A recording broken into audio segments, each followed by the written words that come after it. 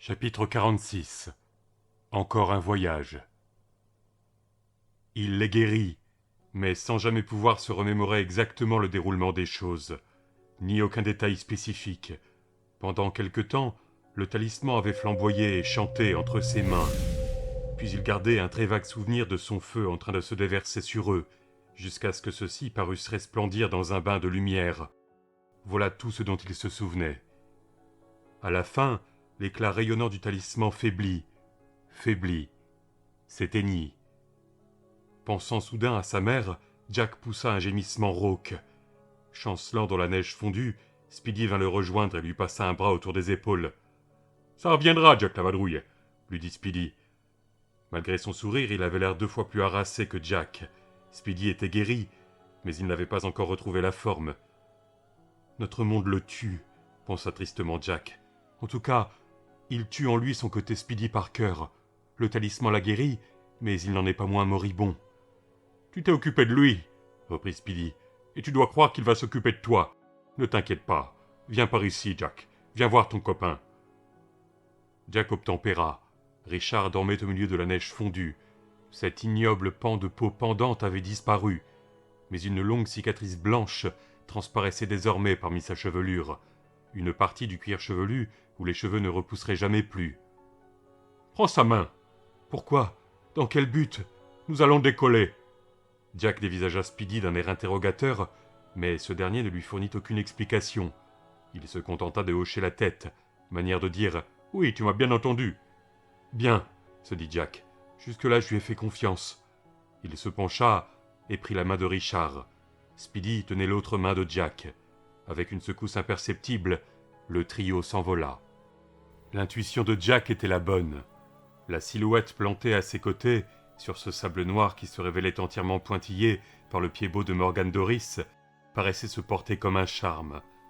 Jack regardait avec crainte et une pointe d'embarras cet étranger qui ressemblait un peu au petit frère de Speedy Parker. « Speedy, monsieur Parkus, je veux dire, qu'est-ce que vous... »« Vous les garçons, vous avez besoin de repos, » déclara Parkus. « Toi, évidemment, mais encore plus cet autre jeune écuyer.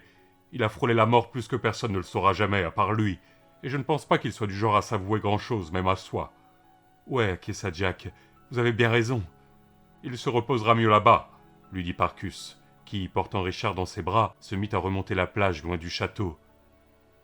Même s'il trébuchait, Jack avançait le plus vite possible. Pourtant, il se retrouva progressivement distancé. Outre le souffle court et les jambes en coton, il avait mal à la tête, contre-coup de la bagarre finale, la migraine du stress, supposa-t-il. « Pourquoi ? Où ?» Voilà tout ce qu'il réussit à dire. Jack tenait le talisman contre sa poitrine. Celui-ci était bien terne à présent, sa surface noire de suie opaque et pitoyable. « Encore un petit effort, » l'encouragea Parkus. « Toi et ton ami ne voulez pas vous détendre auprès de son ancien repère, n'est-ce pas ?» Et exténué comme il l'était, Jack inclina la tête. Parkus jeta un coup d'œil par-dessus son épaule, puis regarda Jack avec commisération. « Ça empeste le mal en bas, » ajouta-t-il, « et ça empeste aussi ton monde, Jack. » « Pour moi, les deux sentent trop pareil pour que ça me console. » Parkus redémarra, Richard toujours dans ses bras. 40 mètres plus haut sur la plage, il fit enfin halte. Par ici, le sable noir avait pris une teinte plus claire, sinon blanche, du moins grisâtre. Parkus posa Richard à terre délicatement. Jack s'étala à côté de lui. Le sable était chaud, délicieusement chaud. Aucune trace de neige ici. Parkus s'assit en tailleur devant eux. « Vous allez pouvoir dormir maintenant, » dit-il. « Peut-être que vous ne vous réveillerez pas avant demain. De toute façon, personne ne viendra vous embêter. Regarde. » Parkus balaya du bras l'endroit où se trouvait Point Venuti dans les territoires américains. En premier, Jack vit le château noir dont une aile entière était démolie et éventrée, comme s'il y avait eu une terrible explosion à l'intérieur. Désormais, l'édifice paraissait presque prosaïque. Sa menace était partie en fumée, son trésor clandestin envolé. Ne restaient que des amas de pierres. Étendant son regard, Jack nota que le tremblement de terre n'avait pas été aussi fort ici. En outre, moins de choses se prêtaient à la destruction. Il vit quelques huttes écroulées qui paraissaient avoir été construites de briques et de brocs. Il aperçut bon nombre de diligences déglinguées, vraisemblablement des Cadillacs dans les territoires américains. Ici et là, il distingua un cadavre velu. « Ceux qui ont survécu sont déjà partis, » expliqua Parkus. Ils savent ce qui s'est passé. Ils savent qu'Horis est mort. Et ils ne vous ennuieront plus. Le mal qui sévissait ici a disparu. Est-ce que tu sais ça? Le sens-tu? Oui, chuchota Jack. Mais, monsieur Parcus, vous n'allez pas... Partir? Si, très bientôt. Toi et ton ami, vous allez piquer un bon petit somme. Mais d'abord, il faut que nous ayons un entretien tous les deux. Cela ne prendra pas longtemps. Aussi, je te demande de tenir ta tête droite, du moins pour le moment. Non sans peine, Jack releva la tête et ouvrit grand les yeux. Enfin, presque. Parcus opina du chef. Quand vous vous réveillerez, foncez vers l'est, mais ne décollez pas. Restez ici quelque temps, à l'abri dans les territoires. Il va y avoir pas mal d'agitation de l'autre côté. Brigade de secours, équipe de journalistes, Jason sait quoi d'autre. Heureusement que la neige fondra avant que quiconque ait constaté sa présence, à l'exception de 2 ou 3 personnes qu'on prendra pour des cinglés. Pourquoi dois-tu t'en aller?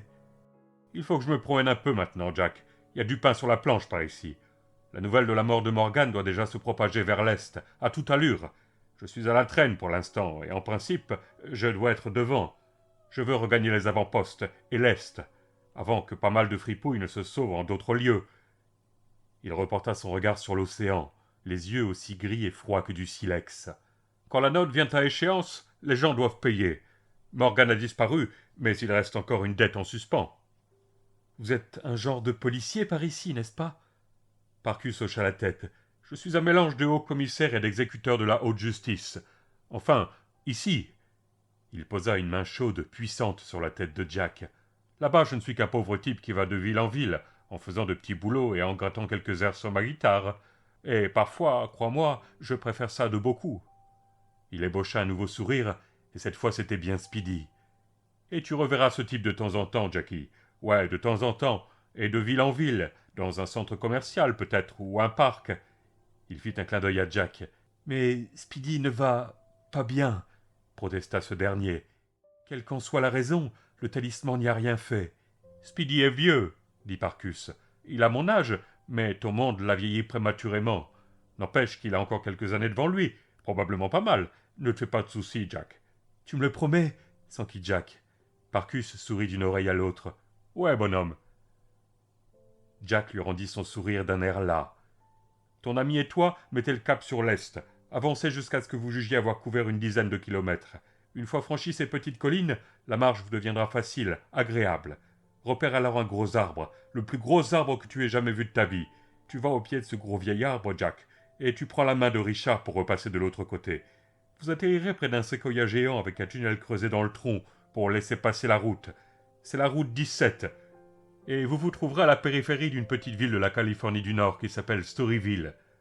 Allez au centre-ville. Il y a une station mobile au feu clignotant. Et alors? Parcus haussa les épaules. Je n'en suis pas tout à fait sûr, mais il se pourrait, Jack, que tu rencontres quelqu'un de ta connaissance. Comment rentrerons-nous à la... Chut, dit Parcus, qui posa la main sur le front de Jack, exactement comme faisait sa mère quand il était... Butchou, papa est parti à la chasse. C'est la tasse. Fais dodo, Jackie. Tout est bien. Et tout est bien. Tout petit. Assez de questions. À mon avis, tout ira bien pour Richard et toi désormais. Jack s'allongea, la boule opaque nichée au creux de son bras. Le marchand de sable n'était pas loin. Tu t'es montré brave et loyal, Jack, déclara Parcus avec calme et gravité. J'aimerais t'avoir pour fils. Je te salue pour ton courage et ta foi. Il y a beaucoup de gens dans d'autres mondes qui te doivent une fière chandelle, et d'une manière ou d'une autre, je pense que la plupart en sont conscients. Jack ébaucha un sourire. Reste un peu, réussit-il à dire. D'accord, répondit Parcus, jusqu'à ce que tu t'endormes. Ne t'inquiète pas, Jack. Ici, rien ne peut vous faire de mal. Maman dit toujours... Mais avant qu'il ait terminé sa phrase, il sombra dans les bras de Morphée. Et le jour suivant, où il s'était quand même réveillé, le sommeil continua en quelque mystérieuse façon à revendiquer ses droits. Sinon le sommeil, alors un protecteur engourdissement de son esprit, lequel se révéla rêveur et distrait la majorité de la journée. Lui et Richard, qui avaient aussi des gestes lents et hésitants, se retrouvèrent sous le plus grand arbre du monde. Des paillettes de lumière jonchaient le sol de la forêt partout à la ronde. 10 adultes se tenant par la main n'auraient pu en faire le tour. L'arbre se dressait, massif et altier. au milieu d'une haute futaie. C'était un vrai léviathan, caractéristique de la luxuriance des territoires. « Ne te fais pas de soucis, » lui avait recommandé Parcus, alors même que celui-ci menaçait de se volatiliser dans les airs comme le chat du Cheshire. Jack renversa la tête afin d'admirer la cime de l'arbre. Il ne s'en rendait pas compte, mais il était émotionnellement épuisé. L'immensité de la ramure ne suscita en lui qu'un sursaut d'étonnement. Jack posa une main sur l'écorce incroyablement lisse. « J'ai tué l'homme qui a tué mon père », se dit-il en son fort intérieur. Dans son autre paume, il étreignait la boule sombre, apparemment morte, du talisman. Richard scrutait les frondaisons géantes qui les surplombaient, à la manière d'un gratte-ciel. Morgan était mort, Gardner également, et la neige sur la plage devait avoir fondu à l'heure actuelle. Cependant, celle-ci n'était pas toute partie. Jack avait l'impression d'avoir une énorme congère dans la tête. Dans le temps, des millénaires auparavant, semblait-il, il pensait que s'il arrivait un jour à mettre réellement la main sur le talisman, il serait si submergé de triomphe, d'émoi et d'excitation qu'il en pétillerait. Au lieu de quoi, il ne ressentait aujourd'hui qu'un très vague écho de tout cela. Il neigeait dans sa tête, et Jack ne voyait pas plus loin que les instructions de Parker. Soudain, il prit conscience que le monstrueux arbre l'aidait à se tenir debout. « Prends ma main, » dit-il à Richard. « Mais comment allons-nous rentrer à la maison ?» s'enquit Richard. « Ne te fais pas de soucis, » répondit-il en serrant dans sa main celle de Richard. Jack Sawyer n'avait pas besoin d'un arbre pour se tenir debout. Jack Sawyer avait parcouru les terres dévastées, vaincu l'Hôtel Noir. Jack Sawyer s'était montré brave et loyal. Jack Sawyer était un gamin de 12 ans, complètement vanné, avec des flocons qui lui ensevelissaient la cervelle. Sans le moindre effort, il repassa dans son vrai monde, et Richard franchit la frontière avec lui. La forêt avait rétréci. À présent, c'était une forêt américaine. Le dais de feuillage mouvant se trouvait notablement plus bas, les arbres aux alentours visiblement plus petits que dans ce coin de la forêt des territoires, où Parcus les avait emmenés. Jack remarqua à peine le changement d'échelle, avant de découvrir devant lui la route couverte à 2 voies. Mais la réalité du siècle lui sauta presque immédiatement à la figure, car dès qu'il aperçut la route, il entendit le vrombissement d'un petit moteur, et d'instinct tira Richard en arrière, juste au moment où une Renault R5 Le Car leur passait en trombe sous le nez. L'auto s'engouffra à toute allure dans le tunnel creusé à l'intérieur du tronc du séquoia, qui n'atteignait peu ou prou que la moitié de la taille de son homologue des territoires. Mais dans la Renault, au moins un adulte et 2 enfants ne regardaient pas les séquoias qu'ils étaient pourtant venus voir depuis le New Hampshire. Laissez-les vivre. La dame et les 2 marmots sur la banquette arrière s'étaient retournés pour bader Jack et Richard. Leurs bouches grandes ouvertes faisaient penser à de minuscules grottes noires. Ils venaient de voir 2 garçons apparaître comme des fantômes sur le bas-côté, émergeant soudainement et miraculeusement du néant, pareil au capitaine Kirk et à monsieur Spock, une fois débarqués de l'Enterprise. « Tu t'en sens pour marcher un peu ?»« Bien sûr, » répondit Richard. Jack s'engagea sur la chaussée de la route 17 et pénétra dans l'énorme cavité de l'arbre. Peut-être n'était-ce pas un rêve, songeait-il. Peut-être se trouvait-il encore sur la plage des territoires, Richard terrassé à ses côtés, tous les 2 sous le regard affectueux de Parcus. « Maman dit toujours... Maman dit toujours... » Marchant comme à travers un brouillard épais, bien que dans cette région de la Californie du Nord, le temps fût ce jour-là sec et ensoleillé, Jack Sawyer entraîna Richard Sloat hors de la forêt de séquoia, par une route en pente qui longeait les champs arides de décembre.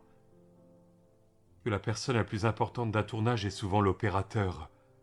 Son corps avait besoin de repos, son esprit de récréation. Que le vermouth gâche un bon martini. Richard suivait silencieusement en ruminant. Il était si lent qu'il fallut que Jack fasse une halte sur le bord de la route et attende que Richard le rattrape. Un gros bourg, qui devait être Storyville, apparut à 1 kilomètre environ à l'horizon. Quelques constructions basses, blanches, bordaient la route de chaque côté. « Antiquité !» proclamait une enseigne sur un toit. Passé les bâtiments, un feu clignotant pendait au-dessus d'un carrefour désert. Jack aperçut un coin de la pancarte mobile devant la station d'essence. Richard traînait la patte, la tête si baissée que son menton reposait presque sur sa poitrine. Quand Richard arriva à sa hauteur, Jack finit par comprendre que son ami pleurait. Jack passa son bras autour des épaules de Richard. « Je veux que tu saches quelque chose, » lui dit-il. « Quoi ?» Quoique strié de larmes, La frimousse de Richard restait défiante. « Je t'adore !» déclara Jack. Richard reporta les yeux sur la chaussée. Jack laissa son bras où il était. Au bout d'un moment, Richard releva le menton, regarda Jack fixement et hocha la tête. Et cela équivalait à une chose que Lily Cavanagh-Sawyer avait vraiment dite une fois ou deux à son fils. « Jackie, il y a des fois où il n'est pas nécessaire de déballer ses tripes avec des mots. »« Nous sommes sur le bon chemin, Richie, » ajouta Jack, et d'attendre que Richard essuya ses larmes. « Je crois que quelqu'un est censé nous guetter à la station mobile. » Richard pressa les paumes de ses mains contre ses yeux. En un instant, il fut prêt, et les deux garçons passèrent ensemble dans Storyville. Une Cadillac stationnait du côté à l'ombre de la station. Une Eldorado avec une antenne en boomerang à l'arrière. Elle paraissait aussi énorme qu'un camion et noire comme la nuit. « Oh merde! Oh Jack! Merde de merde !» gémit Richard qui s'agrippa à l'épaule de Jack, les yeux écarquillés, la bouche tremblante. Jack sentit un nouveau flot d'adrénaline monter en lui. Loin de le regonfler, cela ne lui rendit sa fatigue que plus sensible. C'en était trop, beaucoup trop. Serrant la boule de cristal toc qui était devenue le talisman, Jack descendit la côte, droit sur la station d'essence. « Jack !» cria faiblement Richard dans son dos. « Qu'est-ce que tu fais? C'est eux! La même auto qu'à Tailleur et qu'à Point Venuti! »« Parcus nous a dit de venir ici, » répliqua Jack. « Tu es cinglé, vieux !» chuchota Richard. « Je sais, mais tout ira bien, tu verras. Et ne m'appelle pas vieux. » La portière de l'Acadie s'ouvrit brusquement, et une jambe puissamment musclée, vêtue d'un jean délavé, se balança à l'extérieur. Son anxiété tourna à la terreur pure et simple, quand Jack s'aperçut que le bout du broquetin noir du conducteur avait été coupé, laissant pointer des orteils velus. À ses côtés, Richard couina, à la manière d'une souris. C'était un loup, d'accord. Jack le devina avant même que le gars ne se retournât. Ce dernier mesurait près de 2,10 m de haut et avait des cheveux longs, hirsutes et pas très propres, qui retombaient en bataille sur son col, avec 2 ou 3 brins d'herbe pris dedans. Alors, l'imposante silhouette pivota sur place. Jack distingua des yeux aux éclairs orangés, et soudain, sa terreur se mua en joie. Jack se précipita vers le géant en bas, se souciant comme d'une guigne du pompiste attiré par la curiosité, et des badauds plantés devant le bazar. Ses cheveux flottaient au vent, ses baskets avachis rebondissaient sur le sol, un sourire radieux fendait sa figure, ses prunelles étincelaient comme le talisman. Une salopette hoche-coche mazette, de petites lunettes rondes, des binocles de John Lennon, et un immense sourire accueillant. « Wolf !» cria Jack Sawyer. « Wolf, tu es vivant! Wolf, tu es vivant !» Il se trouvait encore à plus d'1 mètre de Wolf quand il lui sauta au cou, et Wolf, qui souriait aux anges, le rattrapa avec une adresse désinvolte. « Jack Sawyer! Wolf! Regardez-moi ça! Exactement ce que disait Parcus. Me voici dans ce satané endroit qui pue la merde. Et te voilà toi aussi. Jack et son copain. Wolf! Super! Génial! Wolf !» Ce fut l'odeur de Wolf qui informa Jack que ce n'était pas son Wolf. Tout comme ce fut encore son odeur qui lui apprit que c'était une sorte de parent, certainement très proche. « J'ai bien connu ton frère de portée, » balbutia Jack, toujours dans les bras robustes, poilus de Wolf. En scrutant à présent son visage de près, il voyait bien que celui-ci était plus âgé, plus expérimenté, mais aussi gentil. « Mon frère Wolf !» répéta Wolf derrière Jack, en le reposant à terre. Tendant la main, il effleura le talisman du bout d'un doigt. Son visage affichait un mélange de respect et de crainte. À son contact, une étincelle jaillit, avant de s'enfoncer dans les profondeurs ternes du globe, pareil à une étoile filante. Il respira un bon coup, regarda Jack et sourit. Jack lui rendit son sourire. Richard arriva enfin, dévisageant le duo avec stupeur et circonspection.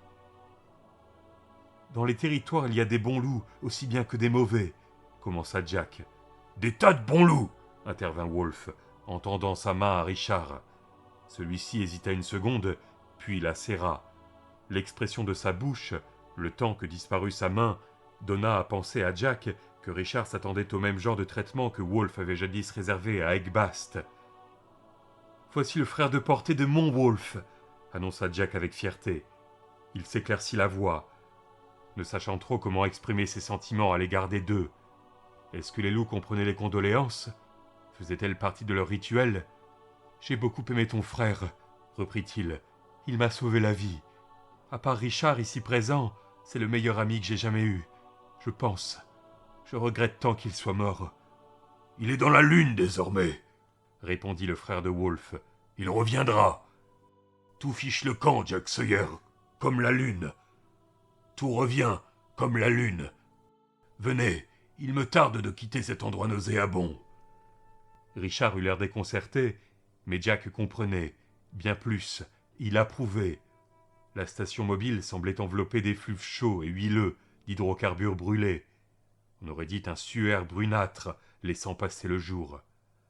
Le loup regagna la Cadillac et ouvrit la portière arrière, à la manière d'un chauffeur. Ce qu'il pensait être, supposa Jack. « Jack !» Richard paraissait terrifié. « Ça va, le rassura Jack. Mais où ?»« Chez ma mère, je crois, expliqua Jack. À l'autre bout du pays, à Arcadia Beach, New Hampshire. En première classe. Allez, viens, Richie. » Ils marchèrent jusqu'à l'auto. Poussé dans un coin du spacieux siège arrière, il y avait un vieil étui de guitare en piteux état. Jack sentit son cœur bondir dans sa poitrine. « Speedy !» Il se tourna vers le frère de Wolfe. « Est-ce que Speedy vient avec nous ?»« Je ne connais personne de speedé, répondit le loup. J'avais un oncle qui était un peu speedé avant de se faire estropier. Wolfe! Ensuite, il ne pouvait même plus suivre le troupeau. Jack montra du doigt l'étui à guitare. « D'où ça vient ?»